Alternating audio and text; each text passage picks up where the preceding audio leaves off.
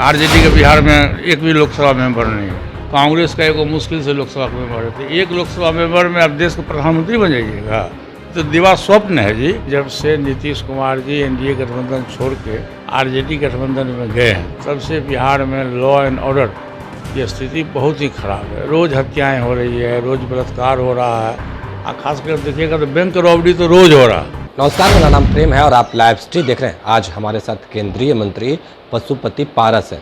Sir, आज आपके पिताजी का पुण्यतिथि जी, हमारे पिताजी का 28वां पुण्यतिथि है, और उनके बारे में मैं आपको इतना बता दूं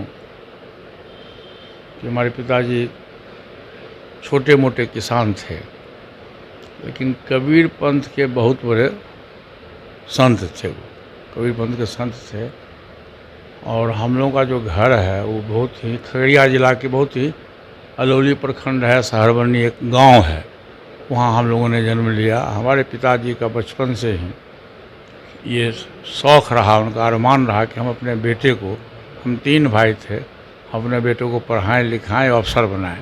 उनकी जो सोच थी, और उसमें हमारे गांव में कोई स्कूल कॉलेज कुछ नहीं था, 2 नदी पार करके हम लोग पढ़ने जाते थे। लेकिन उनकी सोच सही में, उनके जो तपस्या हुआ, उसमें तपस्या में हम लोग तीनों भाई पढ़े लिखे, और देश का जो सर्वोच्च लोकसभा है, सदन है, उसके हम लोग तीनों भाई सदस्य हुए। ये हमारे पिताजी का सोच था, और वो अपने ज़िंदगी में कभी झूठ नहीं बोलते थे, कभी मीट मछली कभी नहीं खाए, और सदैव सादा जीवन व्यतीत करते थे। आज वो हम लोगों के बीच में नहीं है। मैं ईश्वर से प्रार्थना करता हूँ कि भगवान जहाँ कहीं भी हों, उनकी आत्मा को शांति प्रदान करें। सर, आप पॉलिटिकल पार्टी के राष्ट्रीय अध्यक्ष हैं और अपने पिता के सपना को पूरा कर रहे हैं, तो कहीं ना कहीं खुशी तो होती होगी। हाँ, बहुत खुशी है। मैंने आपको कहा नहीं, कार्य नहीं है हमारे बीच में। 28-29 वर्ष उनका हो गया स्वर्गवास हुए, फिर भी आज भी उनकी याद है, और मैं रोज़ उनकी पूजा करता हूँ। मैं रोज़ उनकी पूजा करता हूँ। आज तो उनकी पुण्यतिथि है ही, लेकिन मैं रोज़ स्नान करके पूजा करके ही मैं नाश्ता करता हूँ। सर, आपने पॉलिटिकल लंबा कैरियर सफ़र किया, काफ़ी उतार चढ़ाव भी देखे होंगे। बहुत उतार चढ़ाव देखे। जब 77 में हम पहली बार विधायक बने थे, तो उस समय की राजनीति और अभी की राजनीति में कोई तुलना ही नहीं, आसमान ज़मीन का फ़र्क है। उस समय बहुत कम समस्या लोगों के साथ में हुआ करता था, लेकिन अब घर घर समस्या है। तो इसलिए उतार चढ़ाव, राजनीतिक उतार चढ़ाव तो काफ़ी हुआ है। लेकिन अभी जो वर्तमान हालात है देश में, वर्तमान हालात में देखिए, एनडीए गठबंधन की सरकार है केंद्र में। जो प्रश्न आप पूछना चाहिएगा मैं बोल रहा हूँ, एनडीए गठबंधन की सरकार है केंद्र में, और उसके प्रधानमंत्री श्री नरेंद्र मोदी जी हैं, जिनका काम करने का शैली गरीब, पिछड़ा, अति पिछड़ा, दलित, इवन की ऊंची जाति के जो गरीब लोग हैं उसको भी उन्होंने आरक्षण दिया। वो एक बहुत ही सर्वमान्य नेताओं के रूप में उनकी पहचान हुई, और देश ही नहीं विदेशों में भी। आज 1 महीना पहले जो सर्वे हुआ है, उसमें पूरे वर्ल्ड में नरेंद्र मोदी जी का स्थान नंबर 1 में आया है सर्वमान्य नेताओं के बीच में। और 2024 का जो लोकसभा का चुनाव है, उसमें हम एनडीए के पार्ट हैं, और उसमें हमारी अपना सोच है, जो राजनीतिक अनुभव है 40-42 वर्ष का, उसके मुताबिक हम आपको कह सकते हैं कि 2024 के लोकसभा के चुनाव में पुनः एनडीए गठबंधन की सरकार बनेगी, और तीसरी बार माननीय प्रधानमंत्री जी देश का प्रधानमंत्री बनेंगे। और विपक्ष के नेता को नीतीश कुमार एकजुट करने में लगे हैं। पिछले दिनों दिल्ली गए थे, अब अखिलेश यादव और ममता बनर्जी से भी मिले हैं। अब विपक्ष के नेताओं को एकजुट कौन कर रहा है? आरजेडी। कौन कर रहा है? कांग्रेस। आरजेडी के बिहार में एक भी लोकसभा मेंबर नहीं है। कांग्रेस का एक मुश्किल से लोकसभा का मेंबर है, तो एक लोकसभा मेंबर में अब देश का प्रधानमंत्री बन जाइएगा, तो दिवा स्वप्न है जी। अभी नरेंद्र मोदी जी के नेतृत्व के सामने में मैं नहीं समझता हूँ कि विपक्ष में कोई ऐसा लीडर है जो बहुमत जुटा सके। शरद पवार जी आपके साथ थे, वो भी उनका भी बयान आ गया, चले गए। इसलिए ये सब सिर्फ दिवा स्वप्न है।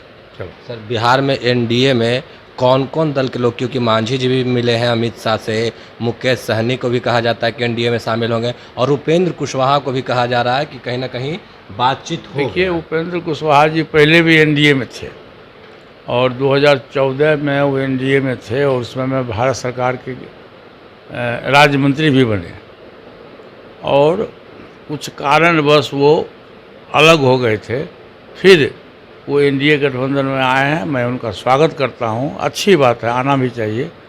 जहाँ तक जीतन मांझी जी का सवाल है तो मैं उनका आज बयान पढ़ा हूँ अखबार में, शेखपुरा से बयान दिए हैं कि देश का सबसे अच्छा प्रधानमंत्री नीतीश कुमार जी होंगे, आज ही बयान आया।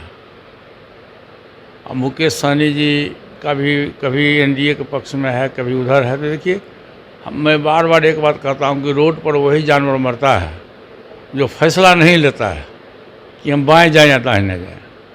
तो वही स्थिति बिहार में कुछ नेताओं की है कि एनडीए के लोग पास जाते हैं तो कहते हैं हम एनडीए आपके समर्थक हैं, हम आपके हनुमान हैं। यूपीए गठबंधन में जाते हैं तो कहीं पैर छू के प्रणाम करते हैं। तो ये ढुलमुल नीति है, लेकिन अभी अस्थायी रूप से एनडीए गठबंधन का बिहार में हमारी पार्टी और हम गठबंधन में हैं। और मैं शुरू से कहा हूं कि मैं जब तक राजनीतिक जीवन में रहूंगा मैं एनडीए गठबंधन के साथ रहूँगा। एक आखिरी सवाल सर, आपके कार्यकर्ता की हत्या कर दी जाती है, आप सरकार से कार्रवाई की मांग करते हैं, लगातार मिलने जाते आपको हैं। मैं तो शुरू से कह रहा हूँ कि बिहार में जब से नीतीश कुमार जी एनडीए गठबंधन छोड़ के आरजेडी गठबंधन में गए हैं, तब से बिहार में लॉ एंड ऑर्डर की स्थिति बहुत ही ख़राब है। रोज़ हत्याएं हो रही है, रोज़ बलात्कार हो रहा है, और खासकर देखिएगा तो बैंक रॉबरी तो रोज़ हो रहा है। जब भी आप अखबार पढ़िए, जब भी टीवी हम लोग खोलते हैं देखते हैं बैंक रॉबरी हो रहा है, हत्याएं हो रही है, लूट हो रहा है। शासन नाम का कोई चीज़ नहीं है। आप ज्वलंत उदाहरण देखिए ना, रामनवमी में जो जुलूस में दो समुदायों के बीच में लड़ाई हुई और बिहार सरकार मुख्य दर्शक बन के रह गया, इसीलिए कि वहाँ हमारे गृह मंत्री जी का प्रोग्राम था और रिपोर्ट जो आया इंटेलिजेंस का, उसमें आएगा अपार भीड़ होने वाली है। तो कुछ से कुछ लोग अपना करिश्मा कर दिया, इसलिए बिहार में की लॉ एंड ऑर्डर की स्थिति बहुत ख़राब है। चलो, पार्टी में हम लोग जैसे दलित सेना है, तो दलित सेना का गठन 1983 में हुआ था और वो गठन उसी समय से स्थापना काल से श्री अंबिका प्रसाद बीनू जी हमारे पार्टी के सदस्य थे और दलित सेना के सदस्य भी थे और दलित सेना के प्रदेश अध्यक्ष उनको बनाया गया। अभी थोड़ा वो अस्वस्थ चल रहे हैं, बीमार से चलते हैं, इसीलिए उनके स्थान पर श्री घनश्याम दाहा जी को बनाया गया है बिहार प्रदेश दलित सेना का अध्यक्ष। और अंबिका प्रसाद बीनू जी जो हमारे अध्यक्ष थे, उनको हम लोगों ने राष्ट्रीय महासचिव दलित सेना का मैं बनाया हूँ। अभी अस्वस्थ हैं इसे? हाँ, अस्वस्थ है।